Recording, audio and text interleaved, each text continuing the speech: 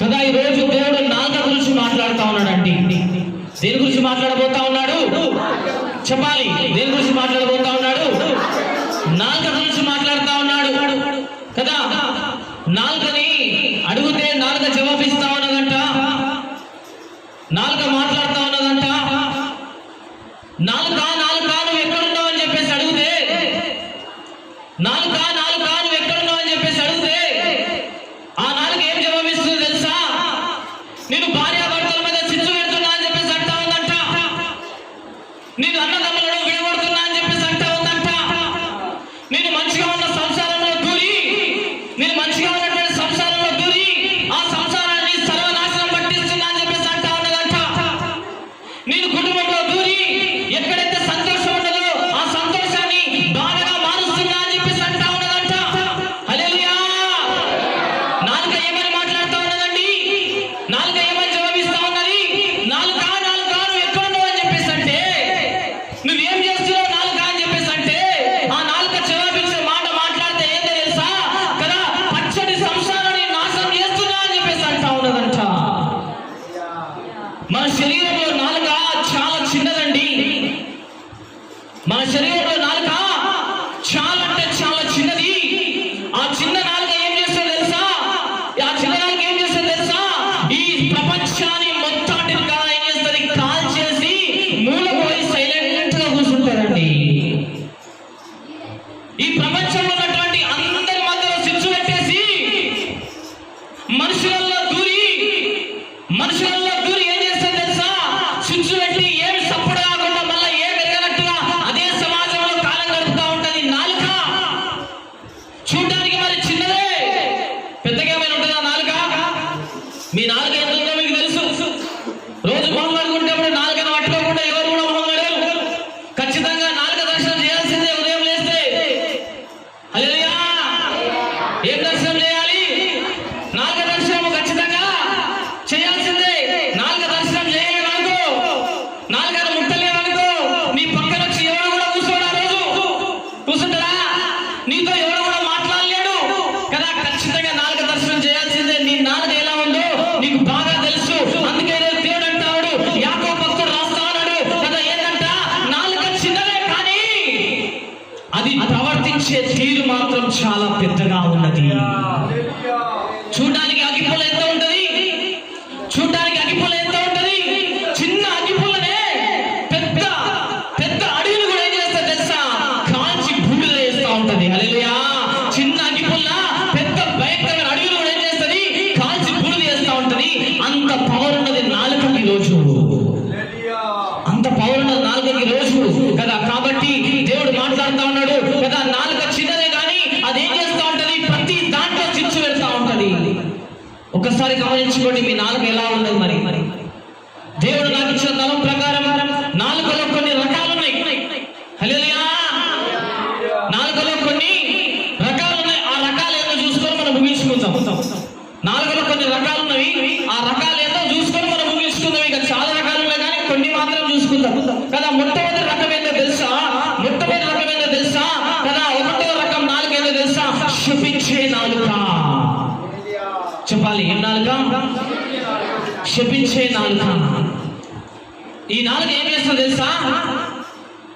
అందరినీ శపిస్తా ఉంటది. వాడు నాశనమైపోవాలని చెప్పేసి కోరుకుంటా ఉంటది. వాని ఆస్తంగా పోవాలని చెప్పేసి నాకు కోరుకుంటా ఉంటది. వాని పిల్ల చచ్చిపోవాలని చెప్పేసి కోరుకుంటా ఉంటది. వాని ఇల్లు మొత్తం సత్యనాశ కావాలని చెప్పేసి కోరుకుంటా ఉంటది. వాని బలగమంతా కృషించిపోవాలని చెప్పేసి కోరుకుంటా ఉంటది. ఈ నాలుగు గుణమేదో తెలుసా? శపించడమే. అక్కడక్కడ మనకు కనిపిస్తూ ఉంటారు కొంతమంది, అక్కడక్కడ మనం చూస్తూ ఉంటాం కొంతమందిని. వాళ్ళు ఎప్పుడు చూడ ఏం చేస్తారు తెలుసా? దాని ఉసులు ముట్ట, దానికి నా ఉసులు కలగా, దానికి ఏం కావాలన్నా కలకల కలిగి ఏదో ఒకరు చచ్చిపోతుంది. ఇదేంటి? శపించే నాలుక. హల్లెలూయా! నాలుక చిన్నదే కానీ ఎంత పెద్ద పని చేస్తుంది చూడండి. ఎప్పుడు కూడా ఏం చేస్తుంది? ఆ నాలుక శపిస్తూనే ఉంటది. చిన్న కదా, శపిస్తూనే ఉంటది. ఒకరు ఎదుగుతా ఉంటే చూడదా నాలుక, ఒకరు పైకి ఎత్తా ఉంటే చూడదా నాలుక. కొంచెం పెద్ద మరి చిన్నవి, కొంచెం పెద్ద, ఒక 7 నెంబర్ పెట్టు, 7 నెంబర్ కదా, ఎదుగుతా ఉంటే చూడదా నాలుక, మిద్ద మీద మిద్ద కడతా ఉంటే చూడదా నాలుక. ఏమైనా అయితే చాలు ఏం చేస్తుంది, పక్కింటి దగ్గరకు వచ్చి ఎదురింటి దగ్గరకు వచ్చి కదా కూర్చొని ఇక అస్తమాన వారముచ్చట్లే ఏం చేస్తుంది తెలుసా, మాట్లాడిన ప్రతి మాట కూడా చెప్పించే మాటలే ఉంటవి. హల్లెలూయా. నిజమా కాదా? నిజమా కాదా? కదా, దేవుడు మాట్లాడుతున్నాడు. అక్కడ యాకోబు భక్తునికి అదే తలంపించిండు. యాకోబు భక్తుడితో మాట్లాడు. యాకోబు భక్తుడు రాస్తున్నాడు మాట. చిన్నదే కానీ, నాలుక చిన్నదే కానీ ఏం చేస్తుంది తెలుసా, ఈ ప్రపంచానంతా కూడా చిచ్చు పెడుతుంది నాలుక. ఈ ప్రపంచానంతా కూడా అంటి పెడుతుంది నాలుక. ఈ ప్రపంచాన్ని కూడా ఏం చేస్తుంది తెలుసా, సర్వనాశనం చేస్తుంది నాలుక. ఏం నాలుక? ఒకటో రకం నాలుక. ఏం నాలుక చెప్పాలి, మధ్య మధ్యలో అడుగుతా ఉంటాం, మీరు మాట్లాడితే మంచిగా ఉంటుంది కదా. ఏం నాలుక ఇది? శపించే నాలుక. ఇక నాలుక ఎప్పుడు శపిస్తూనే ఉంటుంది. ఇక ఇంట్లో కూర్చున్నా శాపనార్థాలే, ఇంట్లో కూర్చున్నా శాపనార్థాలే. కుటుంబ సభ్యులను కూడా వదిలిపెట్టదా నాలుక. ఏమైనా తేడా పట్టిందనుకో కుటుంబ సభ్యులు కూడా, కడుపులో ఉంటే పిల్లలు కూడా, కట్టుకున్న భర్తలు కూడా, అత్తలు కూడా, మామలు కూడా, కుటుంబ సభ్యులు కూడా ఏం చేస్తారు తెలుసా, శపించడమే. దానికి ఉన్న అలవాటు ఏందిగా, శపించడమే. వీడు నాశనం అయిపోవాలి, వీడు చచ్చిపోవాలి, ఈమె కుటుంబం గల్లంతు కావాలి, ఈ కుటుంబం నా ఉసురు ముడుతుంది. హల్లెలూయా. వాక్యం చెప్పురా నాయన అని చెప్పేసి తిడుతున్నా చెప్పేసి అనుకుంటారు. అయింది వాక్యం చెప్పగా స్వామి అంటే తిడుతున్నా స్వామి, తిట్టుడు కాదు, ఇది నిజాలండి.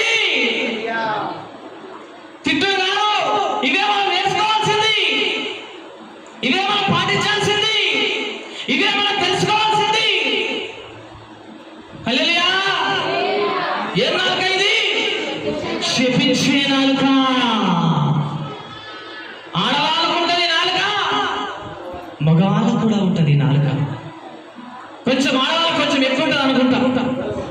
మగవాళ్ళకంటే కొంచెం ఆడవాళ్ళకి ఉరుగలు చూస్తుంది నాలుగేళ్ళు కదా.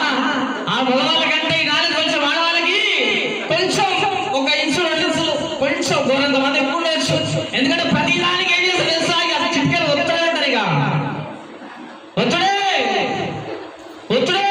ఏమైందమ్మా అంటే ఏం కావాలయ్యా, నా ముసులు ముట్టి పొత్తుకాల పోతుంది. అది ఏం కావంటే అయ్యా, ఇక అనొద్దిగా మాటలు. హల్లెలూయా. చూడండి, మనం దేవుని నమ్ముకున్నామండి, యేసయ్యని నమ్ముకున్నామండి. ఇలాంటి శపించే నాలుగు మనకు ఉండాలా? శపించే నాలుగు మనకు ఉండాలా? ఒకరి శపించడం మనం చేస్తున్నటువంటి ధర్మమా? ఒకరి శపించడం దేవుడు మనకు నేర్పిస్తున్నా శపించమని చెప్పేసి, దేవుడు మనకు బోధ చేస్తున్నా శపించు అని చెప్పేసి, నువ్వు వాళ్ళని శపించు, నువ్వు వాళ్ళని తిట్టు, నువ్వు ఆ కుటుంబాన్ని శపించు, ఆ కుటుంబాన్ని ఉసురు వస్తూ, ఆ కుటుంబ సభ్యులు తిట్టు అని చెప్పేసి దేవుడు నేర్పిస్తా ఉన్నాడా? నేర్పించడం లేదు. అయినా కూడా మనం ఏం చేస్తాం తెలుసా, శపిస్తూనే ఉన్నాము, శపిస్తూనే ఉన్నాము. శపించి శపించి శపించి శపించి జీవితం అంతా శపించడమే, శాపనార్థాలు పెట్టడమే కదా. ఇదే నాలుగుతో ఏం చేస్తున్నావు మనము? చర్చికి వచ్చి ప్రార్థన చేస్తున్నాము. హల్లెలూయా. నా కొడుకు మంచిగా ఉండాలయ్యా, నా పిల్లలు మంచిగా ఉండాలయ్యా, నా సంఘం మంచిగా ఉండాలయ్యా, నా భర్త మంచిగా ఉండాలయ్యా, నా పిల్లలు మారాలయ్యా, నా కుటుంబ సభలు దీవించబడాలయ్యా అని చెప్పేసి ఇక్కడ కన్నీరు దాచుకుంటూ ఉపవాసం ఉండి ప్రార్థిస్తున్నావు. ఇంటికి వెళ్ళిన తర్వాత అదే నాలుగుతో ఏం చేస్తున్నావు బిడ్డలు? సమయం వచ్చినప్పుడు నువ్వు ఏం చేస్తున్నావు తెలుసా, అని ఉసురు ముట్టాలి, వాడు సావాలి, వానికి డాష్ డాష్ డాష్ డాష్. ఇక మీరు ఫిల్ చేయాలి. ఏమన్నామా? అదే నాలుగుతో ఇక్కడికి వచ్చి ఏం చేస్తున్నావు? నువ్వు ప్రార్థన చేస్తున్నదే, అదే నాలుగుతో నువ్వు కదా వర్షం చేస్తున్నదే. ఇందాక పాడబడుతున్నాం, అభిషేకం దిగుతుంది, అగ్ని జ్వాలలు వీస్తున్నాయి. ఇప్పుడు దిగాలి అభిషేకం, ఇప్పుడు దిగాలి నాయన. నువ్వు దిగాల్సిన టైంలో దిగుతాడు, బయట దిగుతుంది అభిషేకం కదా. ఎదుట మొదలు దిగుతుంది, ఏమమ్మా అంటే అప్పుడు దిగుతుంది అభిషేకం, ఇప్పుడు కాదు. ఇప్పుడు ఎంత అభిషేకం దిగాలన్నా ఇప్పుడు దిగదు. నువ్వు బయటికి వెళ్ళి కొంగు ముడేసి మనోళ్ళు కోశ ఎదలి అడ్డగుట్ట నడుము గట్టు పడినప్పుడు దిగుతుంది అభిషేకం. అప్పుడు దిగితే వస్తాయి అభిషేకం మాటలు, భాషలే, అన్య భాషలు. అబ్బా బాగా తీసిస్తారు కదా, అన్య భాషలే కదా. ఏమండి ఒక్కసారి గమనించుకోండి, సిగ్గు అనిపిస్తలేదా మనకు? అవునా? సిగ్గు అనిపిస్తలేదా? స్తుతిస్తున్న నోరుతోని, స్తుతిస్తున్న నాలుకతోని శపిస్తామంటే సిగ్గు అనిపిస్తలేదా మనకు? ఎన్ని రోజులండి ఇంకా? ఎన్ని రోజులు ఇంకా శాపనాదమైన మాటలు? ఎన్ని రోజులు శపించే ముచ్చట్లు? ఎన్ని రోజులు శపించడము? ఎన్ని రోజులు ఒక వ్యక్తి పైన మనం ఉసులు పోసుకోవడము కదా? ఎవరు చూడలేదు అనుకుంటావు, కానీ దేవుడు మొత్తము చూస్తున్నాడు బిడ్డ. దేవుడు మొత్తం కూడా చూస్తున్నాము. శపించే నాలుక, శపించే నాలుక యేసు